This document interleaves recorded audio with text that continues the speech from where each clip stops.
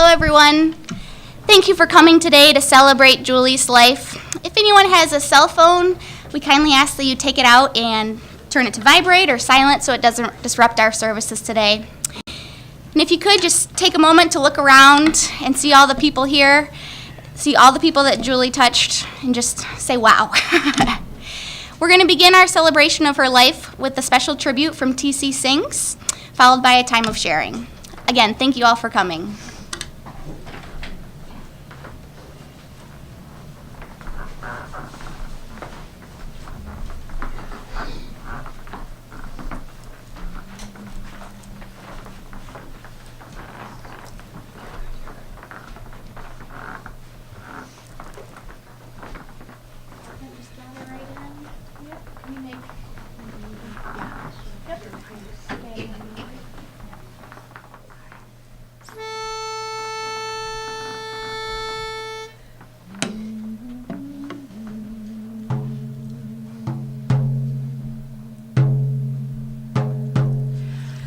Behold you, beautiful one.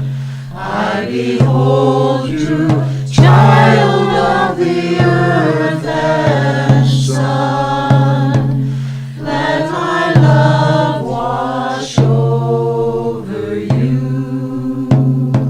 Let my love wash over you. I behold you, beautiful one. I behold you, child of the earth and sun.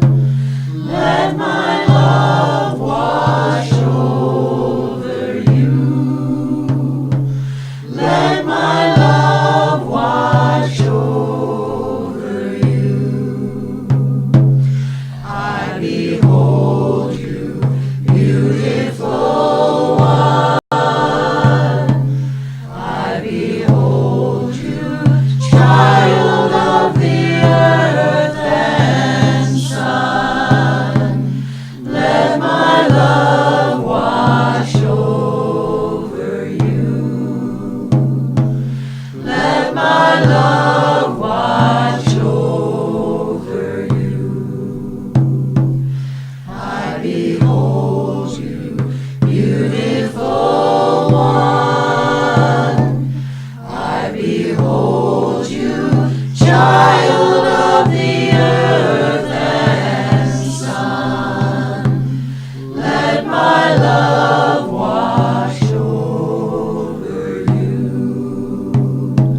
Let my love wash over you. I behold you, beautiful one. I behold you, child of the earth and sun. Let my love wash over you. Let my love wash over you. Let my love wash over you. Let my love wash over you.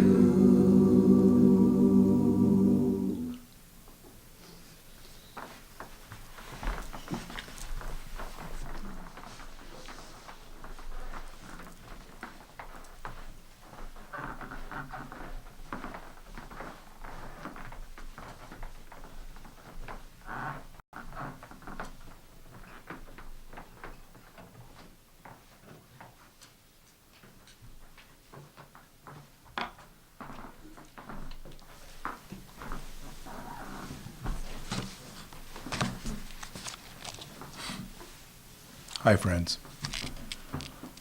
I want to talk a little bit about Julie's friend and passenger in the car, Jody, who was in a coma for 9 days. Last week, Jody squeezed Paul's thumb and wiggled her toes. We have been told these tiny improvements are giant steps, and she is continuing to get better. But she does have a mountain to climb. Regarding the accident, we all have read the internet unofficial reports of the accident, which are incomplete and likely erroneous. The internet reports state that Julie and two other Good Samaritan cars were stopped with their flashers on. An eyewitness told the troopers Julie was doing a slow roll past the accident scene. She was not pulled over and stopped. Talking to Jane, Luke, and Maggie, they strongly feel Julie would never have stopped at that scene, but she would have driven to a safe distance before she pulled over. And now for dear Julie from my heart. She will be remembered for the love she had for her family, her passion for human rights, the environment, justice, being politically engaged, and especially for teaching critical thinking skills to nearly 1,000 students. Julie will be deeply missed by her family, friends, and community. Our world is now smaller and less colorful. All of this is dreadfully hard for all of us. Children should have more years with their mother. Grandchildren should know their grandma. And Jane losing her daughter, imagine. To help each of us accept and adjust, Maggie and Brian, Luke and Emily, Julie's family, and I ask that today we consider this gathering a time to celebrate and honor Julie's incredible exemplary life, as that is what she would have wanted. Maggie, Luke, myself, and all of us, thank you, Jane, for giving us Julie. We adored her. She made our world warm, vibrant, secure, and oh so much fun. She was predictable and at the same time a wild card. Life with her was always very interesting. She knew how to love us, and we soaked it up. Throughout Julie's adult life, she worked in obvious ways and in quiet ways to eliminate inhumanity. Last week, I opened our bills box and found an encouragement card with one of her beautiful long-form handwritten messages laced with supportive energy and a nice check.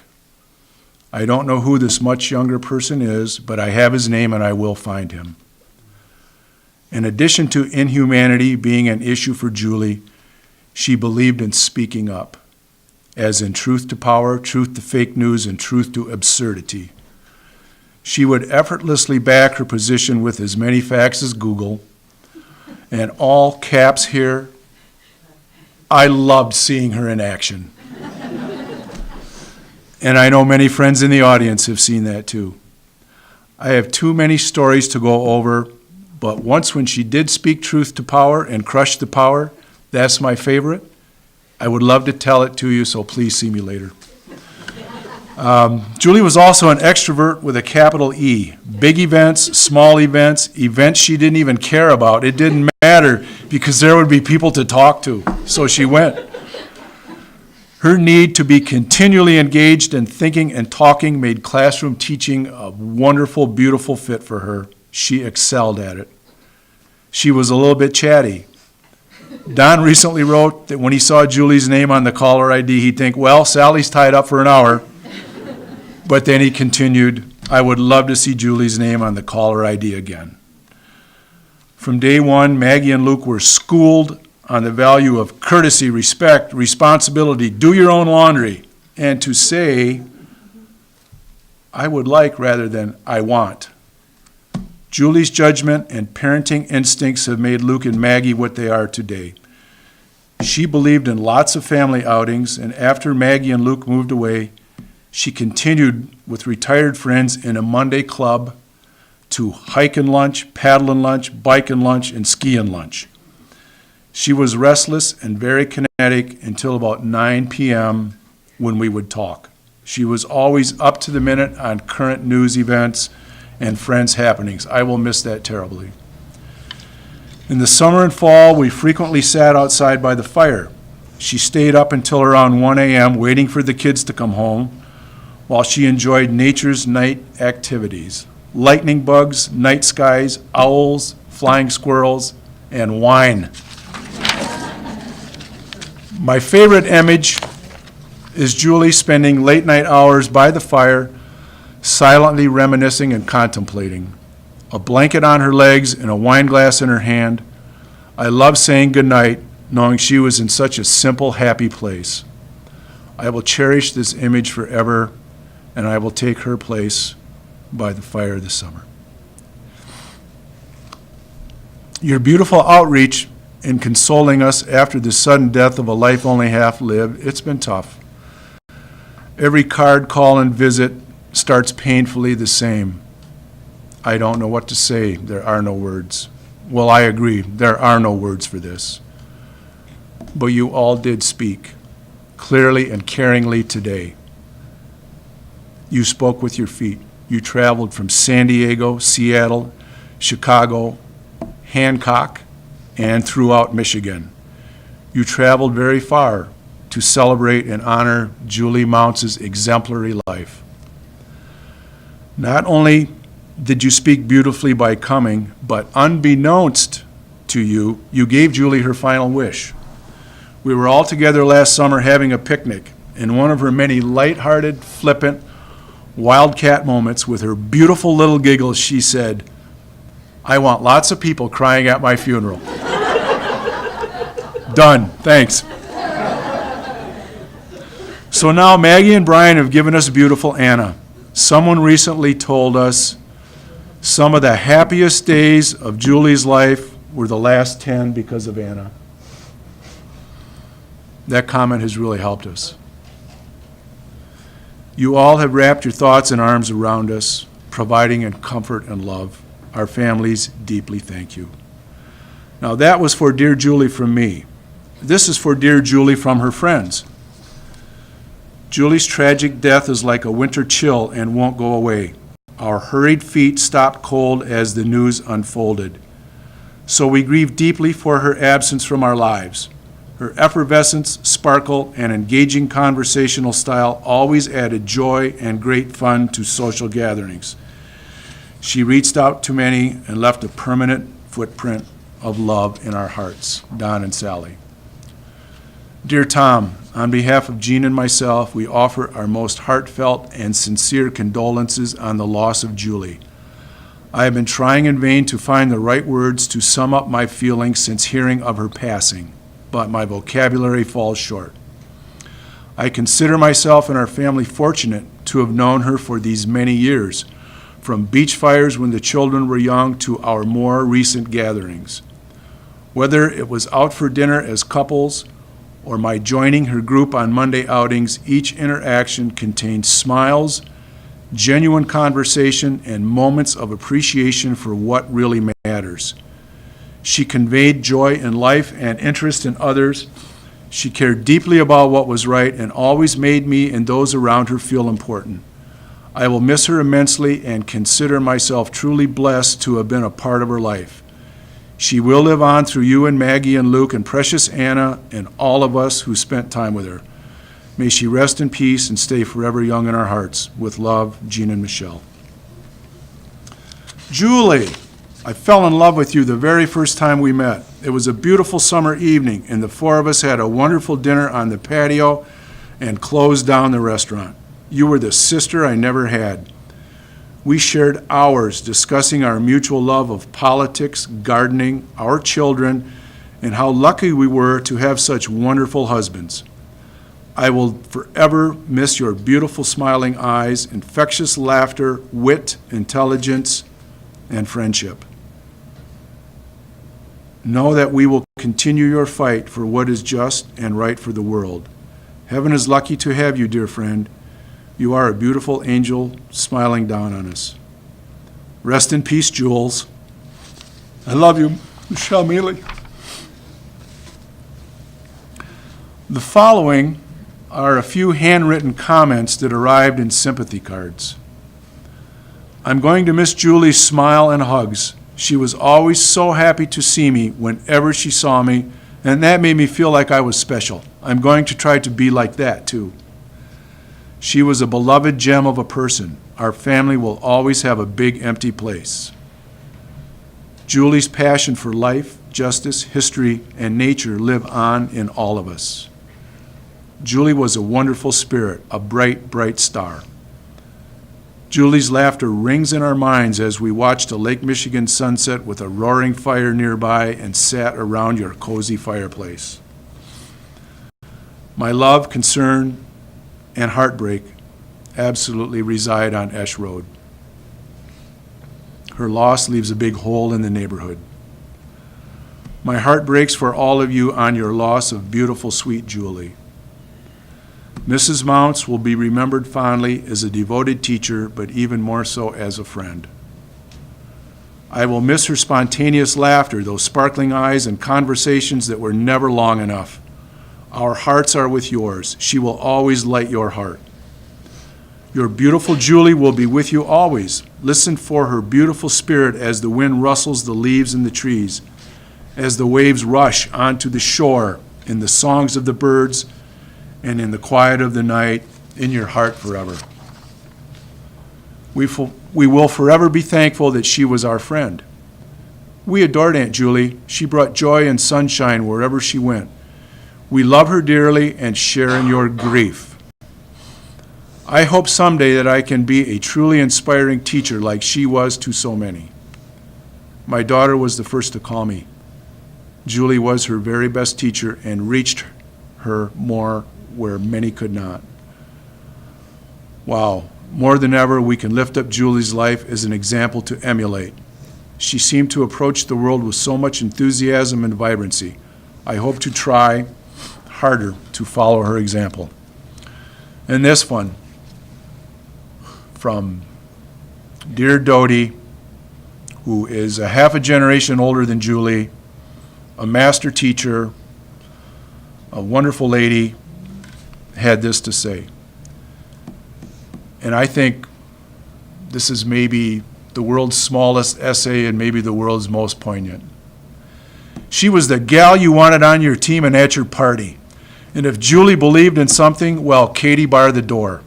She was a born leader, and often I was her born follower.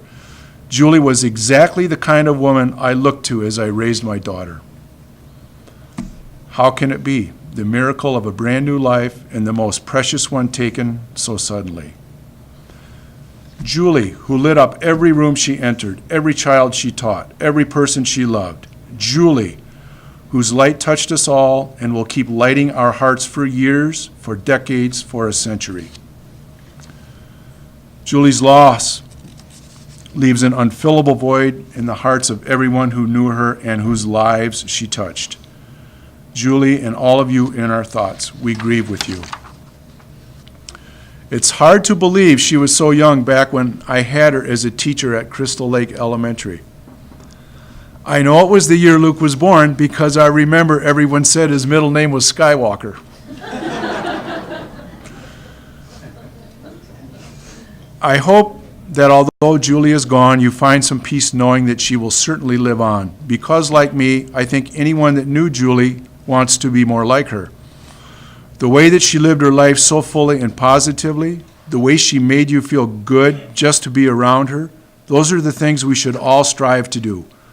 When I think of her now, I am reminded to live a fuller life, to not sweat the small stuff, and to make people feel good, just like she did.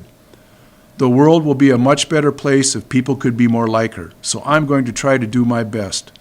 Much love to you all. Throughout Julie's life, from being an educator, raising a family, to her last act of helping at an accident, Julie showed herself to be a loving and caring person. Truly a life well lived. Rest in peace, Julie. My heart is breaking for everyone. All of you knew her well and will miss her. For Tom, what a loss at exactly the time of life when the years together are so carefree and precious. For Luke, because a boy always needs his mom, and for Maggie and her baby, who will not know a wonderful grandmother. Can't stop looking at that beautiful picture of Julie and the baby. Fills my eyes with tears every time.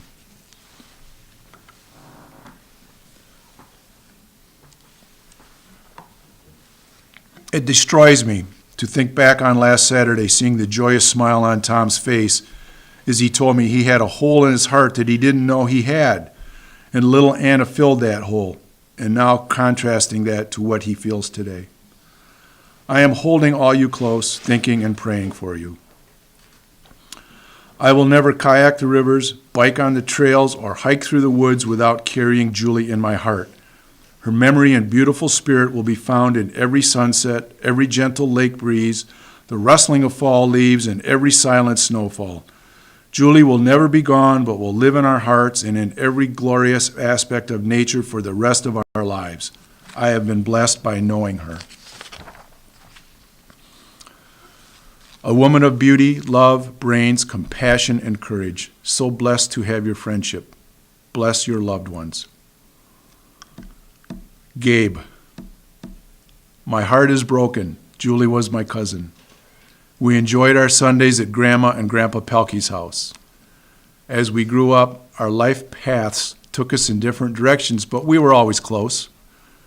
Whenever we did get together, you could not shut us up, and I can imagine that. I loved and respected her so much.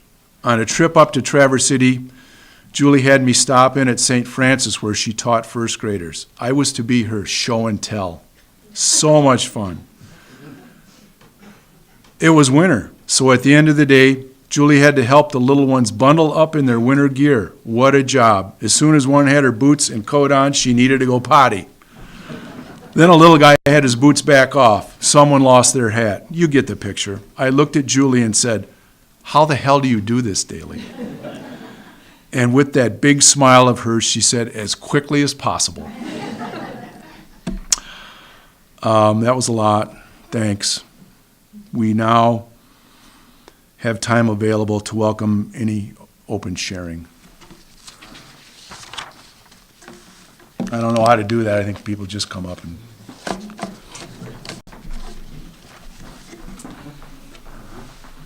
And there are many people in many rooms, so whoever would like to come first, come up front, so that way everyone in the whole building can see you, please. Thank you.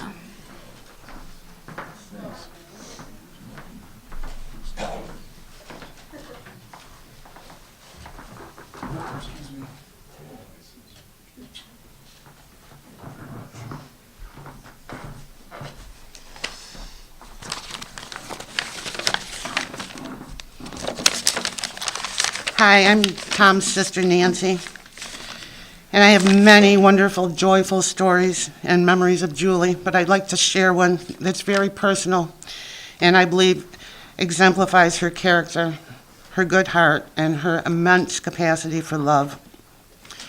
It was over 20 years ago. Luke and Maggie were about 6 and 8 years old, and our parents hosted a weekend family get-together at a resort in Frankenmuth. My husband and I weren't married yet. We hadn't been together long. So I didn't bring him along with me. Our parents were quite traditional, and there was a chance they would think I was setting a bad example for the nieces and nephews. So I got there, and even amongst my family, the people I loved the most, I felt lonely. I missed Jeff. I wanted him there. And Julie came to me and she said, "Nancy, Jeff is your family. He belongs here. And you love him, so he's our family too. And he belongs here." I called him. He came up. Everything was fine. The nieces and nephews appeared to be unscathed. But I realized that time that Julie's definition of family was different than mine. And I realized that Julie's definition of family was right. Her family was immense. Her beloved mother, her sisters, brothers, in-laws, nieces, nephews, aunts, uncles, cousins, and so many treasured friends. She had the capacity for all this love, because the catalyst for this love was her soulmate, her husband, and her children, Luke and Maggie. Remarkable children can only be raised by exceptional parents, and you kids are exceptional. To use a quote that's beloved by our family, she brought out your good hearts by example, and she will continue to do so as you hear stories from family and friends, and as you reflect, especially on the little things. When you thought I wasn't looking, I saw you hang my first painting on the refrigerator, and I wanted to paint another one. When you thought I wasn't looking, I saw you feed a stray dog, and I learned that it was good to be kind to animals. When you thought I wasn't looking, I saw you make my favorite cake, and I learned that the little things are special in life. When you thought I wasn't looking, I saw you make a meal and take it to a sick friend, and I learned that we all need to help one another. When you thought I wasn't looking, I saw you give your time and money to help people who had none, and I learned that everyone can make a difference. When you thought I wasn't looking, I saw you take care of our home and everyone in it, and I learned the importance of family. When you thought I wasn't looking, I saw how you handled your responsibilities, even when you didn't feel well, and I learned that I would need to be responsible when I grew up. When you thought I wasn't looking, I sometimes saw tears come from your eyes, and I learned there are things that can hurt, and it's okay to cry. When you thought I wasn't looking, I saw that you truly cared about other people, and I wanted to be everything that I could possibly be to follow in your footsteps.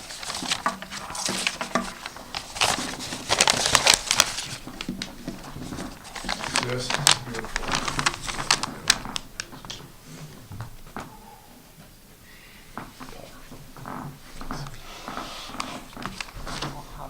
Yeah.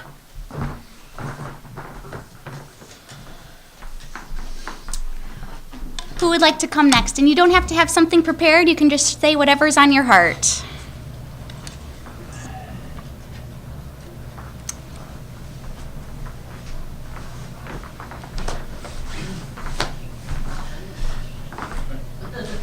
Johnny's always prepared. Big notepad in my pocket here. Nothing's written on it, but.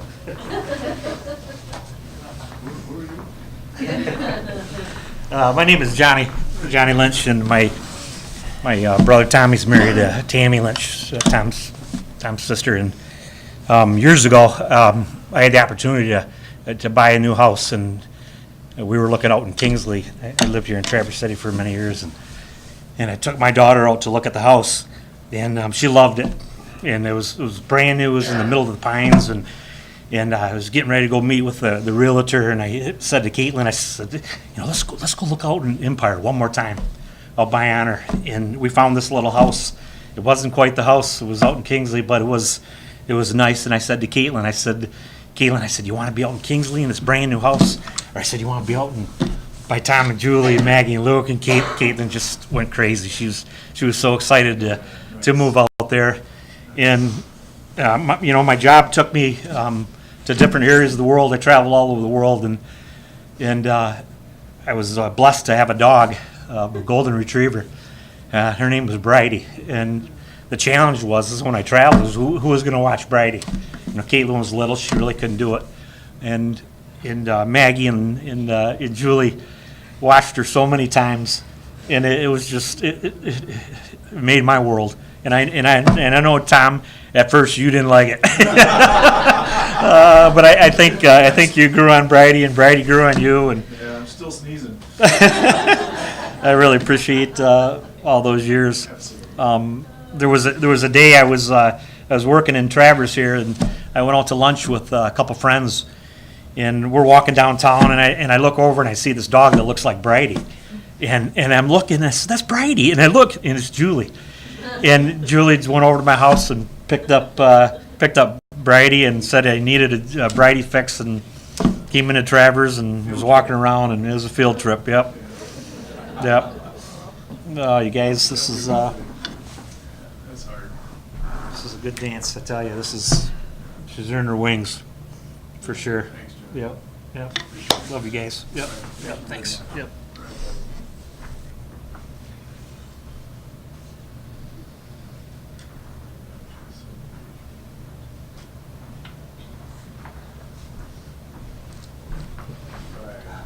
Hi. Hi. I've been a long-time friend of Tom and his family since first grade. He was my protector in sixth grade out at Elms Elementary, kept me away from the bullies. And I met Julie in August of 1980 when my friend Little Bear, AKA Jerome Yancho, we came up for a visit. We met her at a picnic in Frankfurt and just fell in love with her. Just totally became enamored with her wit, her laughter, and just fell in love with her that very day. And I'd like to share this poem with you. It was written by a friend of mine when I worked at Bordines, a garden center down in Clarkston, who wrote it for a friend of ours who lost his life tragically. And it's called The Landscape of My Life. The landscape of my life is created day by day, sometimes in brightest colors, sometimes in shades of gray. The pattern is ever changing, so too the great design. But the part I cherish most is where your life has touched mine. Thank you.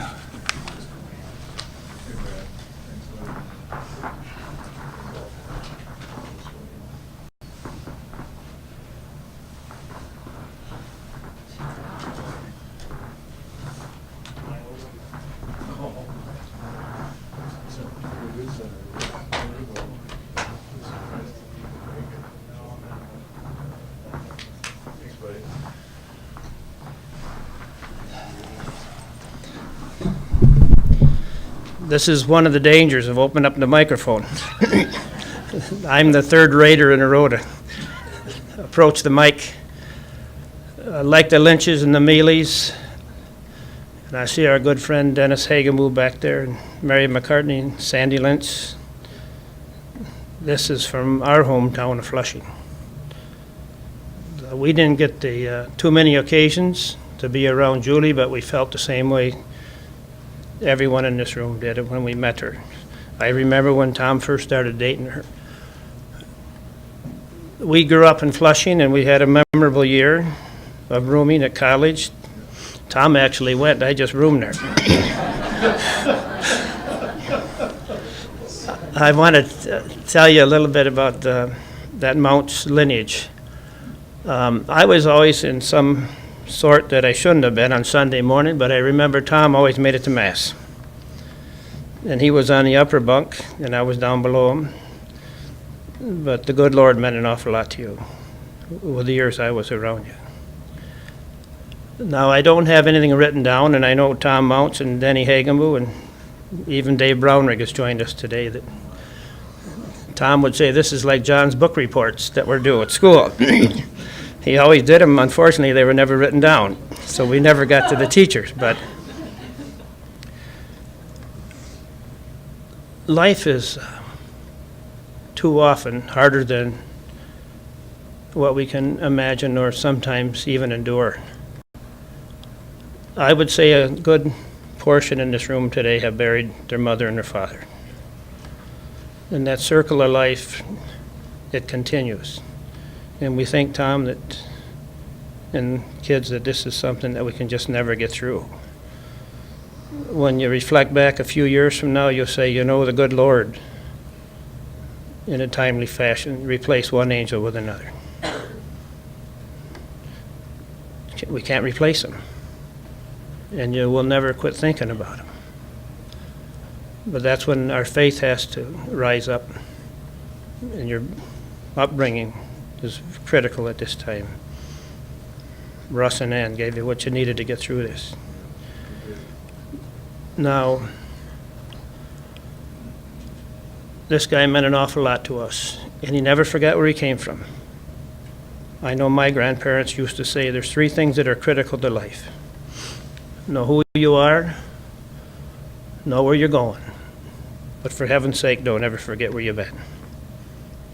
And that's what you meant to our family back home. I remember tidbits we get now and then from you in today's modern world with social media that you were even inquiring about your old Little League team not long ago when you said, who were the rest of the kids on on this Little League team, so you never forgot where you came from.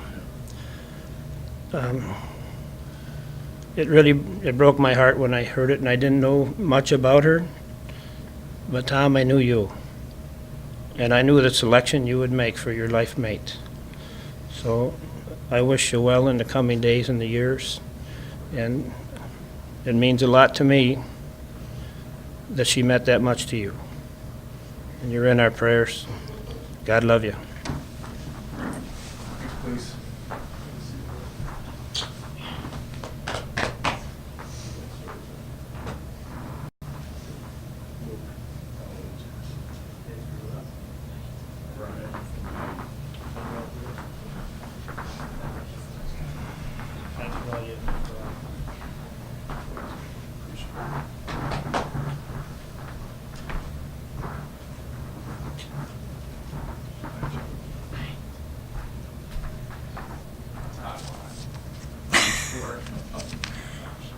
So this is in honor of Julie. My name is Joan Magnotta, and my childhood bestie, Michelle Billings Mealy, inadvertently introduced me to two of my favorite people. One was my husband, Michael, and another was my dear friend, Julie. I met Julie when I had the luck of being placed next to her at Brad and Michelle's wedding. And like many of you, she's very chatty, and we had a lot of fun talking that night, and I found out we had a lot in common. I liked her right away. She had that sparkle in her eye and a nice smile, and I respected her, and I just had a feeling that we would have a lot of fun in the future, and we did. Like me, Julie was a retired school teacher. She also liked to be involved in local politics, as I was, and she considered herself a feminist, and I did too. So I'll tell you about that in a minute. I've known Tom since kindergarten, or maybe sooner. He said tot lot. And it was fun getting to know Tom and Julie as a couple.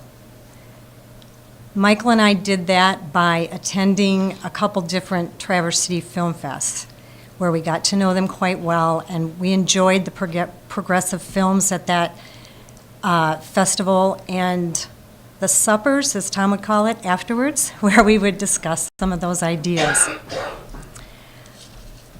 Like I said, Julie and I considered ourselves feminists, and a year ago, we met up in Lansing. Tom came, our husbands, my brother, some of our good friends, and we had a wonderful time at the Women's March.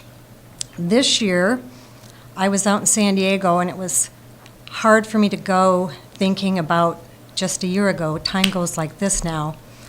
But I decided that I would go in honor of Julie, and I'm going to from now on out. The last time that I spoke to Julie in person was at a Christmas dinner with a group of friends. And we had such a wonderful time together, all of us, never expecting that we wouldn't see Julie again. I will really miss her. I know all of you will too. I believe that she had an adventurous and meaningful life. And in spite of this tragic loss, I know that she would want all of us to go on and lead a joyous life. She always said she wanted a celebration at her funeral. So I found a stanza of a poem that I especially like by Mary Oliver.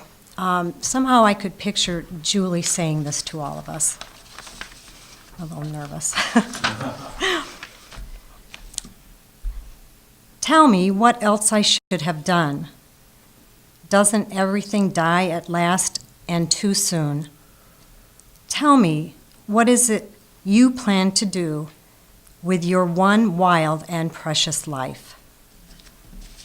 So, I'm so sorry. Emily.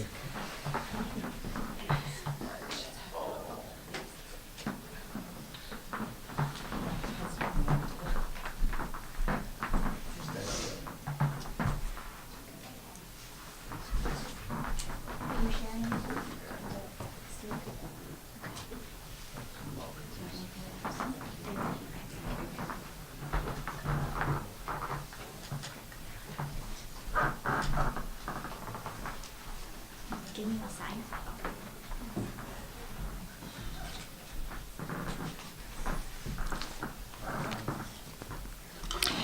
I'm shaking like a leaf. Been that way for about 3 weeks. Hi, my name is Mary Ravitch.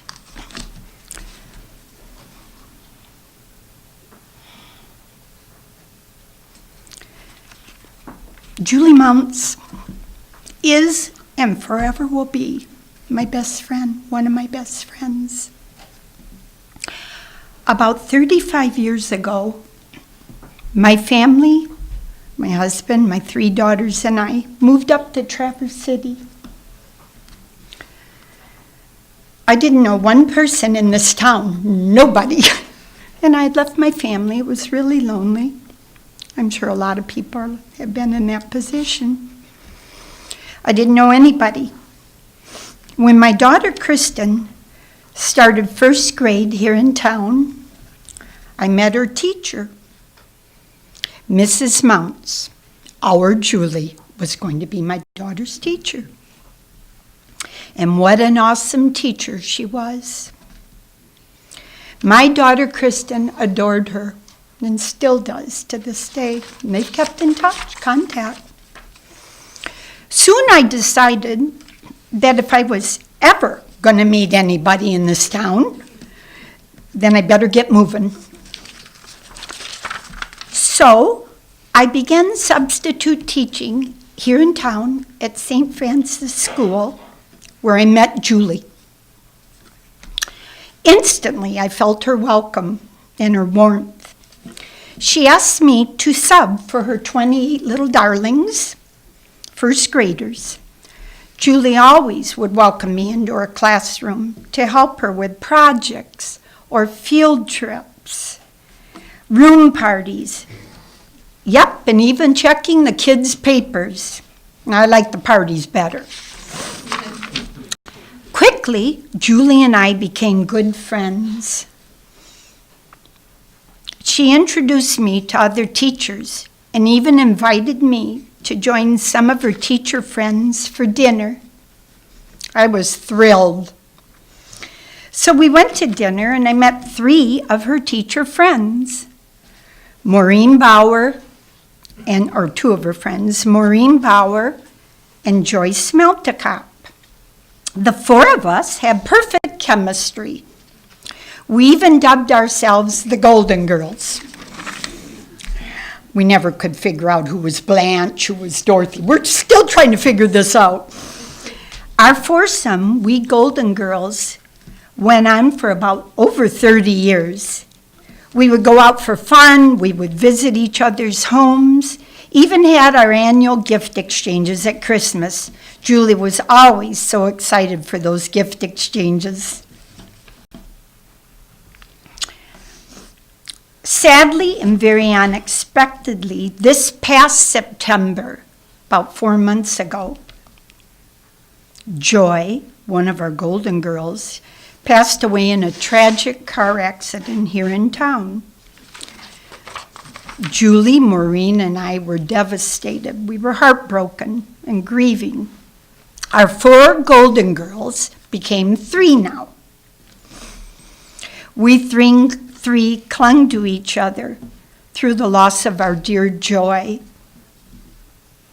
Many sweet memories of Julie lift me through this life now. I vividly treasure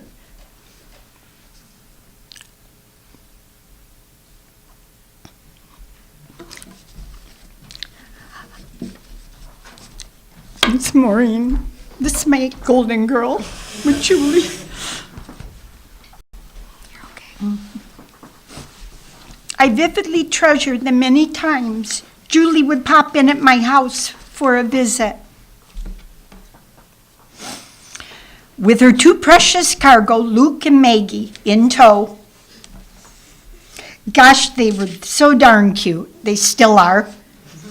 These 2 darlings tore around my house, ran everywhere, raided my candy dishes.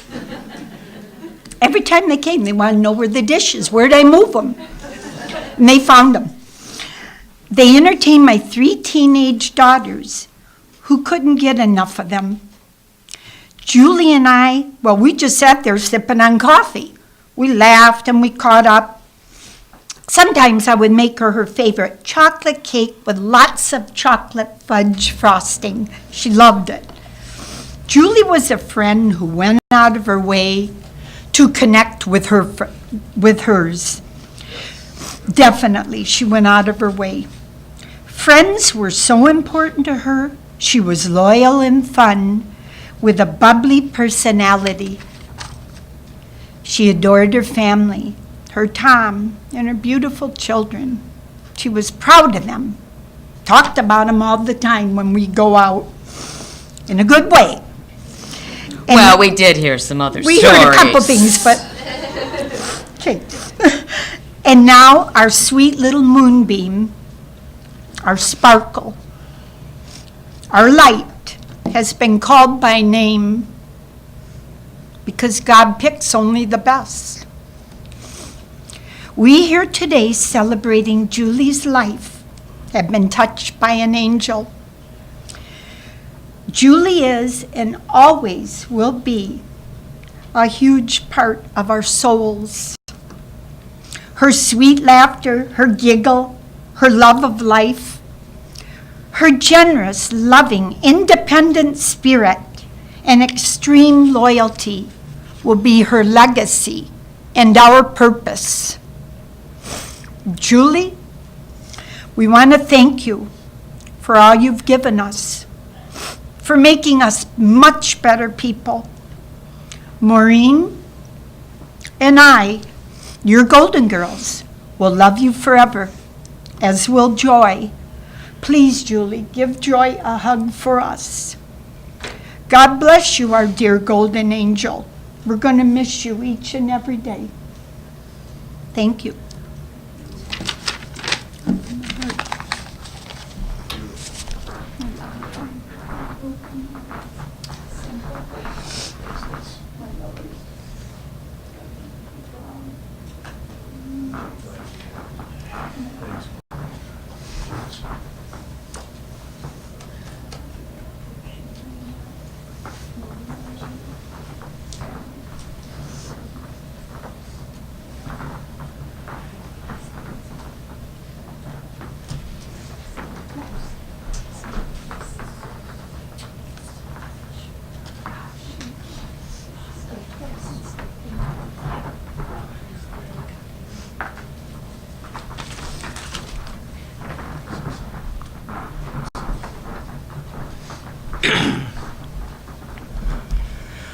Hi, I'm Jerome Yancho. I'm a friend of Tom's. We've been friends since 6th grade.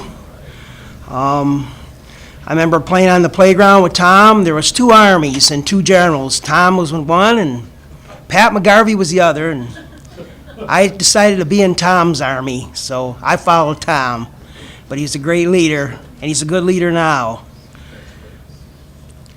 I met Julie.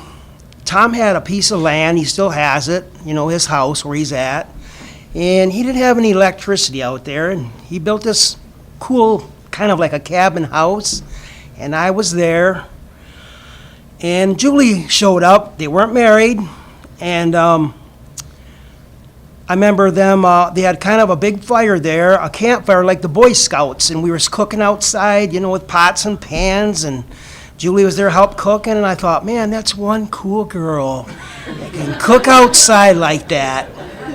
And I thought, that's the right woman for Tom.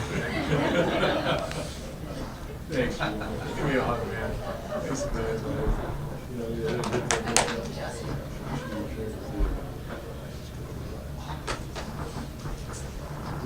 no, don't say that. Gosh, no.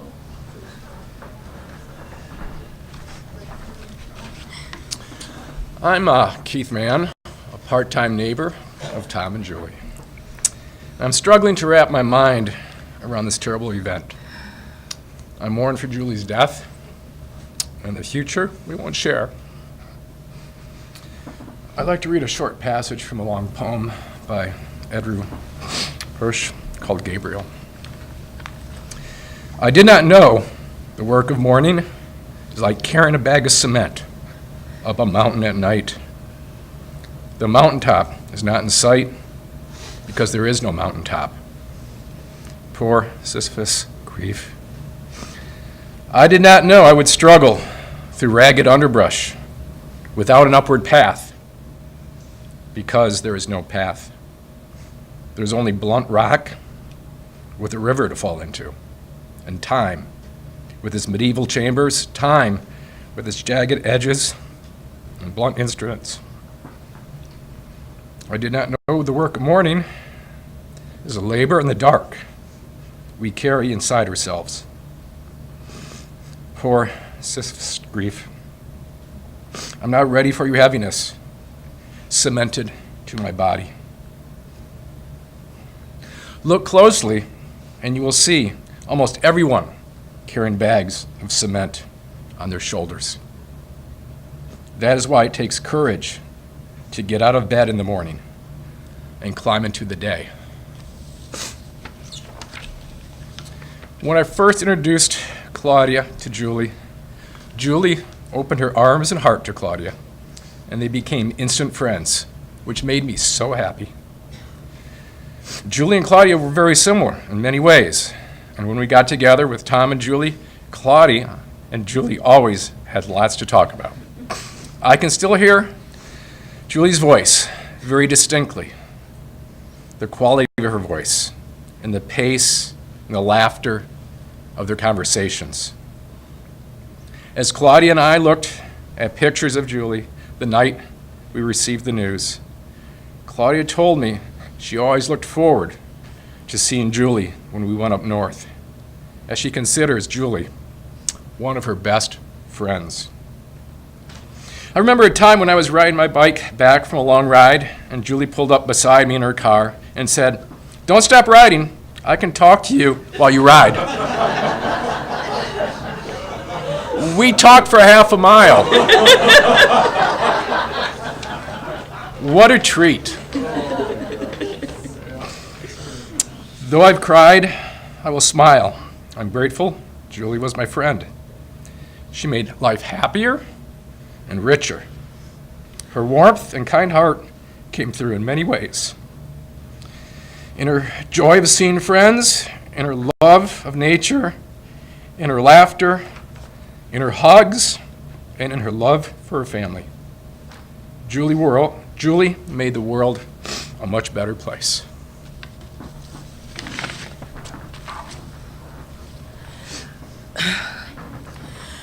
Keith and I had the great pleasure of friendship with Tom and Julie for more than the last decade. Like everyone here, we expected to have Julie in our lives for many years to come. As many of you know, Julie loved to ride her bike. I recall a collision with a mailbox a few years ago, which of course did not deter her, though she did get a helmet. She could frequently be found cycling throughout Benzie and Leelanau, often with friends. Keith and I met her by chance one day at the Cherry Bend Road trailhead of the Leelanau Trail. As we cycled into the parking lot, Julie was there with a big smile on her face, as happy for our coincidental meeting as we were. Only well into the conversation did we learn that she had gotten a flat tire while riding with a friend and had to trek all the way back on her own. To find joy in life, even in the face of frustrating circumstances, that was Julie's way. Julie cared for her neighbors and her community, and as I got to know and love the neighborhood in Benzie County, it seemed to me like everyone knew and loved Tom and Julie. She was both outspoken and activist on a wide range of social issues. I think of the poem, "To Leave the World a Bit Better, Whether by a Healthy Child, a Garden Patch, or a Redeemed Social Condition." Indeed, Julie's life work included all of these. Julie's style of friendship was broad and deep. To Julie, no one was a stranger, but she also tended her friendships and cared uniquely for each of us. Upon the sudden death of my brother this past October, Julie was there for me, raising me up texting me regularly, sending me hugs. Despite our physical distance, she kept me and my family close, and to use her words, wrapped us all in a circle of love. One memory I will cherish. In August,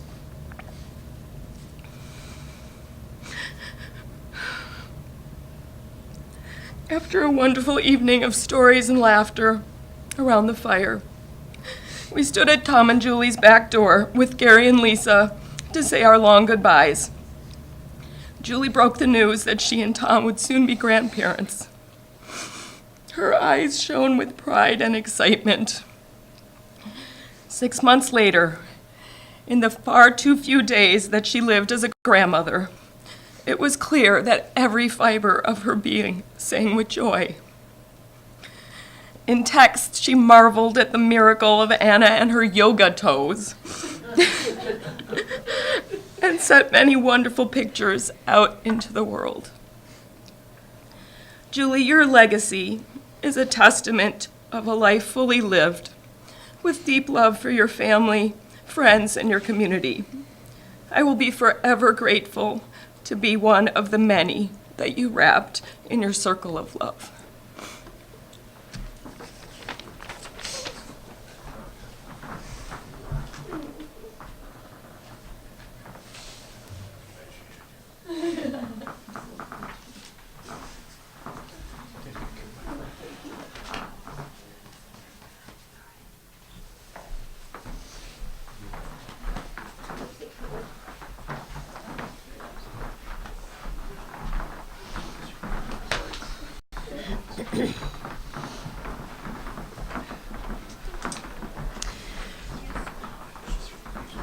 We want to leave you with a song that speaks to Julie's inspiration and energy. And this song is about love and peace and hope. And it has a Bantu word in there, amahoro, which embodies all of those ideas.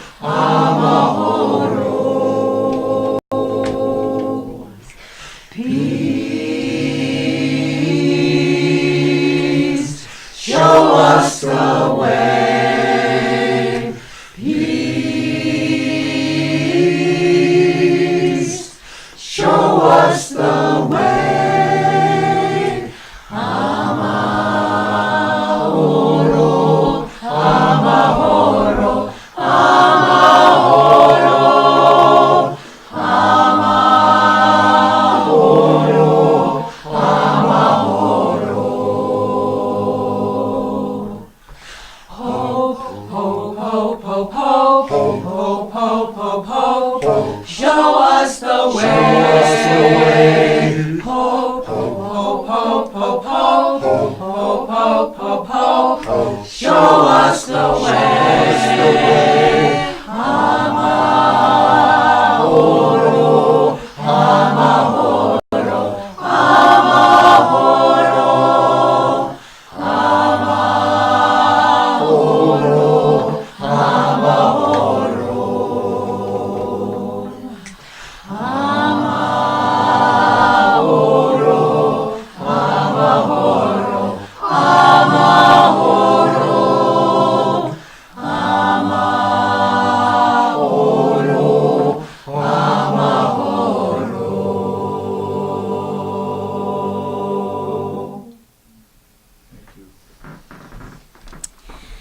Thank you again all for coming today.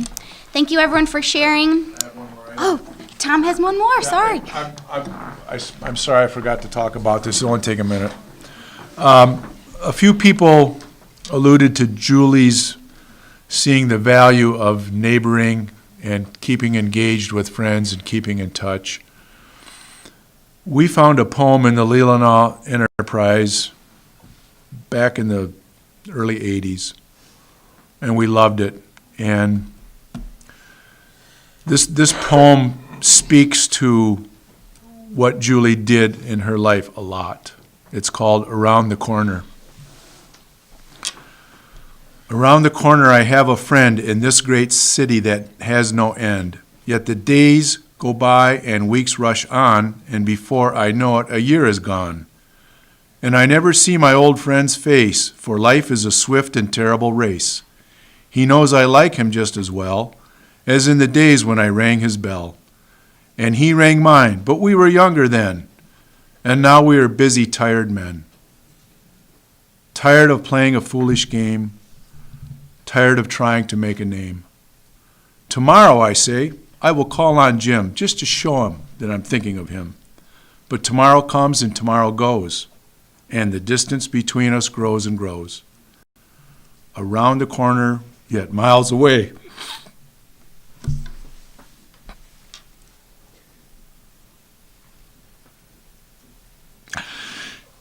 Here's a telegram, sir. Jim died today. And that's what we get and deserve in the end. Around the corner, a vanished friend. So pop in and see your friends. Thank you.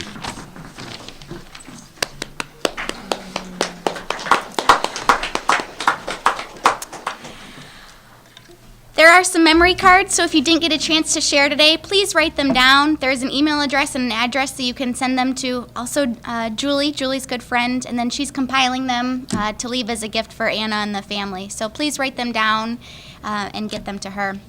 And in closing, I'd just like to leave you with a little quote. We shall never know all the good that a simple smile can do. Thank you all. Go in peace.